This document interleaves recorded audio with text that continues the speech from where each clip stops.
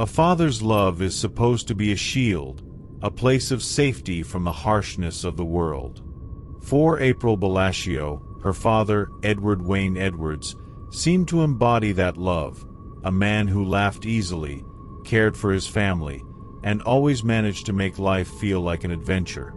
But what if that shield was hiding something dark, something too terrible to imagine?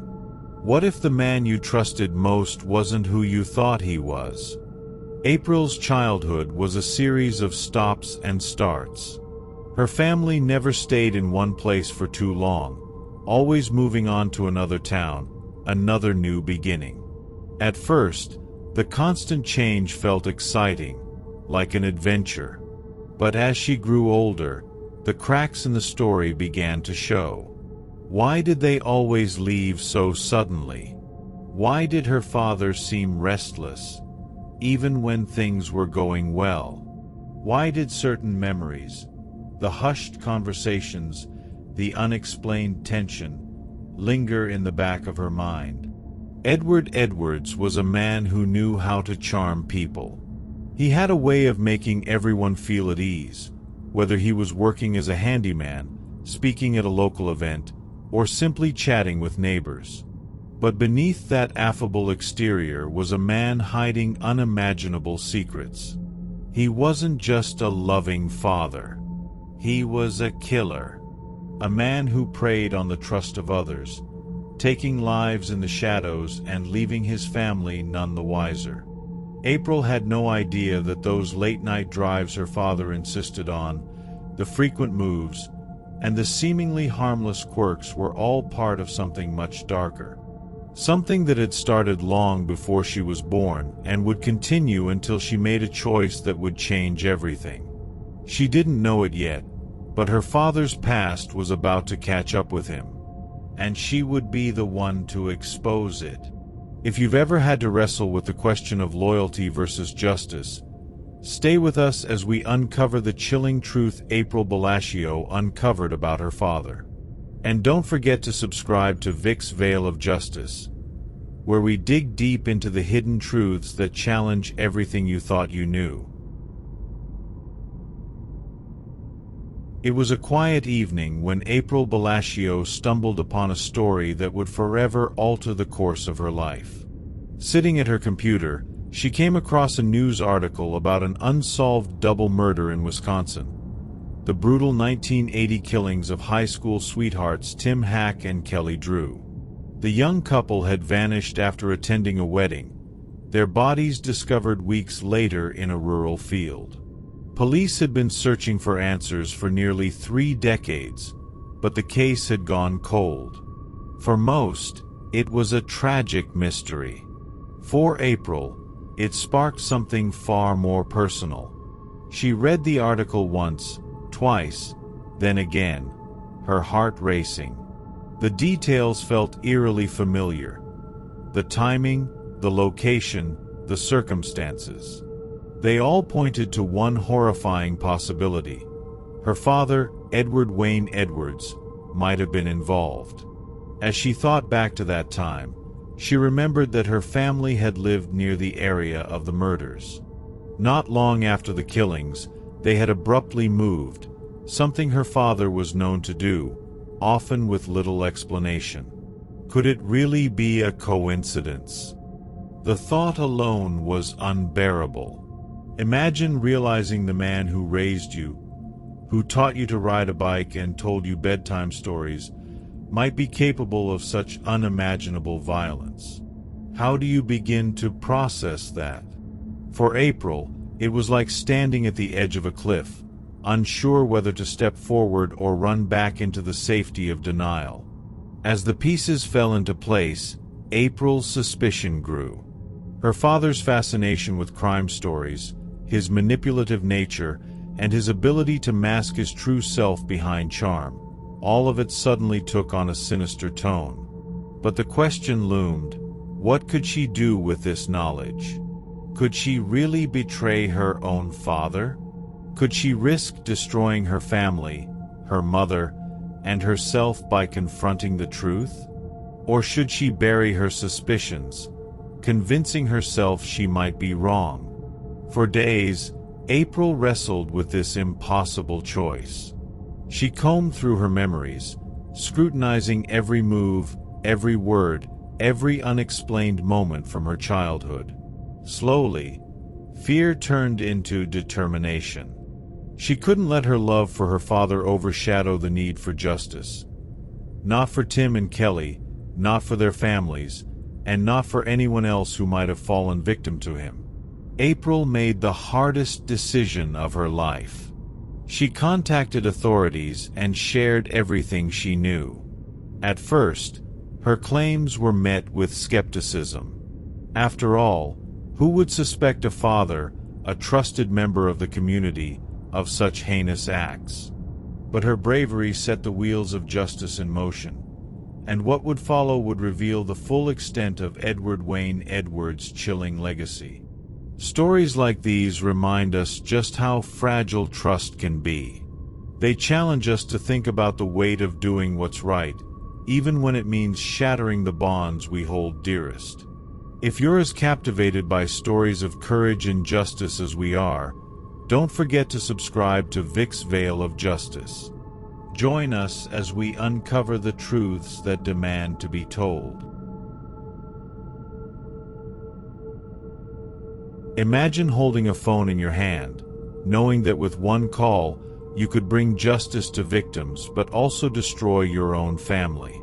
April Balascio sat there, her fingers trembling, as she dialed the number to law enforcement.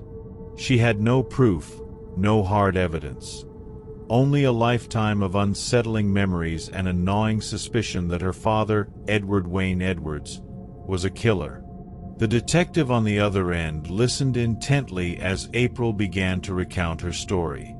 She told them about her childhood, the constant moves, and how those moves coincided with unsolved murders.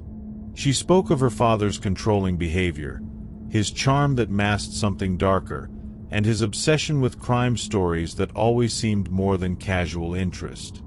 It was a story that was as heartbreaking as it was bizarre. At first, the detective was skeptical. How many times had they heard family disputes exaggerated into something they weren't? But there was something in April's voice, an urgency, a quiet certainty, that made them take her seriously. She described the 1980 murders of Tim Hack and Kelly Drew in Wisconsin, victims she had never met but whose tragic deaths now felt deeply personal. Her father had lived and worked near the Concord house where the couple was last seen. Soon after, her family had abruptly moved, a pattern that had repeated too many times to ignore. As April spoke, memories she had buried began to surface. She remembered her father's explosive anger, the way he controlled every aspect of their lives. She remembered odd moments that she had dismissed as a child, her father staying out late, returning home disheveled, or insisting they pack up and leave without explanation. These were the moments that now, in hindsight, seemed to tell a different story. How could she not have seen it before? But it wasn't just the memories. It was the weight of realizing what they meant. How do you process the betrayal of discovering that the man who taught you to love and trust was also capable of unspeakable violence? How do you reconcile the father you knew with the predator you now see? The detective assured April that they would investigate her claims, but doubt lingered in her mind. Would they believe her? Would her father somehow charm his way out of suspicion like he had so many times before? Still, she knew she had to try. For Tim and Kelly. For herself. For the truth. What followed was a painstaking investigation that would confirm what April feared most. DNA evidence taken from the crime scene decades earlier was reanalyzed and matched to Edward Wayne Edwards. He had been at the Concord house the night Tim and Kelly disappeared, and his DNA proved he was responsible for their deaths. The pieces finally fell into place, and in 2009, Edwards was arrested. This wasn't just a moment of justice, it was a moment of courage. April had done the unthinkable. She had turned in her father, knowing it would fracture her family and forever change how she saw the man who raised her. But she did it because it was the right thing to do.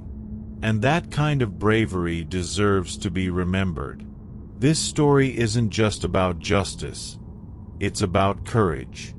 If you believe in exposing hidden truths, hit that subscribe button now and join us here on Vic's Veil of Justice for more stories that reveal the strength it takes to confront the darkest parts of our lives.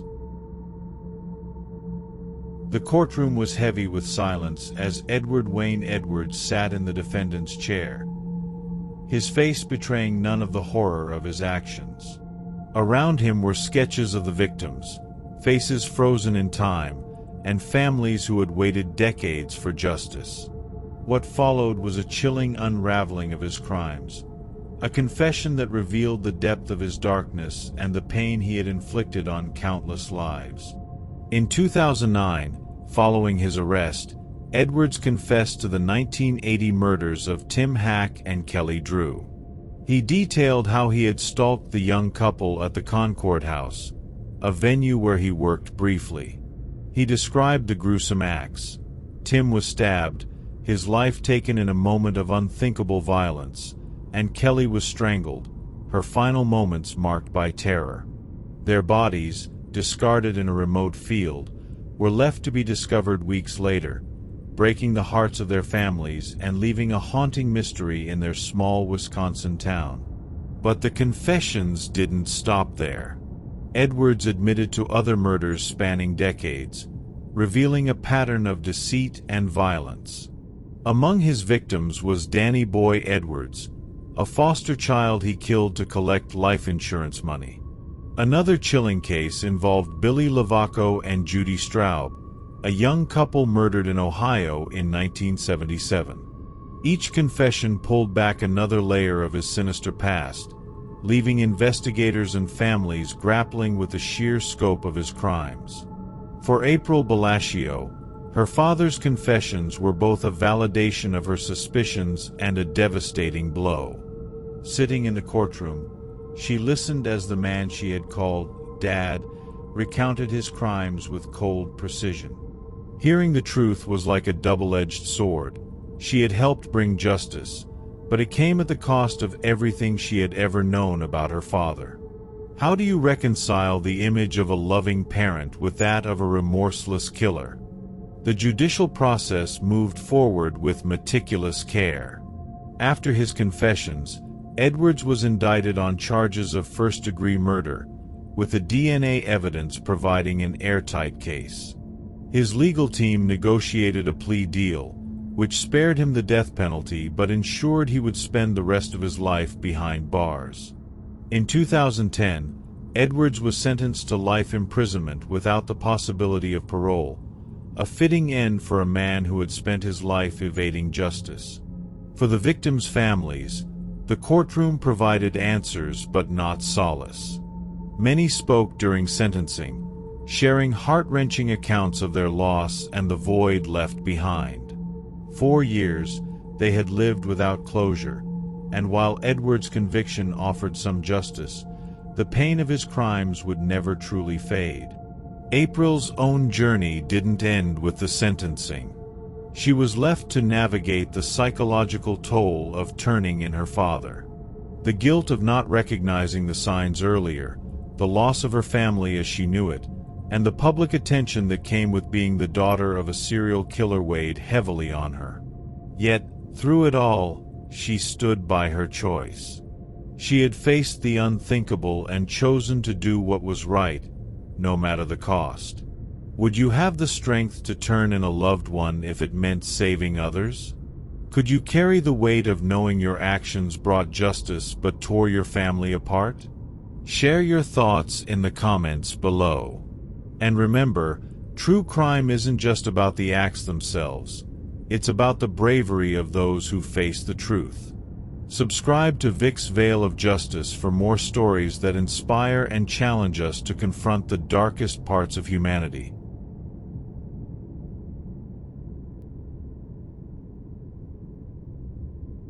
As the leaves rustle gently in the breeze, April Balascio walks through a quiet park, the serenity of her surroundings a stark contrast to the storm she has endured. She reflects on the journey that led her here, the decision to turn in her father, Edward Wayne Edwards, the courtroom confessions, and the weight of living as the daughter of a serial killer. It's a burden few could imagine, let alone carry.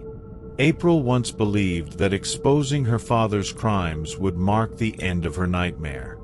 She thought justice would bring closure, a clean slate for her and the victims' families. But as time went on, she realized justice was only the beginning of a much longer journey. She had to rebuild not just her sense of family but also her own identity. Through her pain, April found purpose. She began working with victims' families and survivors of trauma, offering a unique kind of understanding and support. She shared her story, not to relive the horrors, but to empower others to confront their truths, no matter how difficult. Her advocacy became a beacon for those who felt silenced by fear or loyalty, proving that courage can lead to change. In her own words, April reflects, "I thought turning him in would end the nightmare. But justice is just the beginning of healing." Her journey teaches us that justice is rarely straightforward. It's messy, painful, and often comes with sacrifices we never expected. But it's a path worth walking. As we close this chapter, let's remember that stories like April's are not just about the crimes. They're about the resilience of those who choose to stand up, no matter the cost. Justice doesn't erase the past, but it paves the way for a better future. Thank you for joining us on this journey.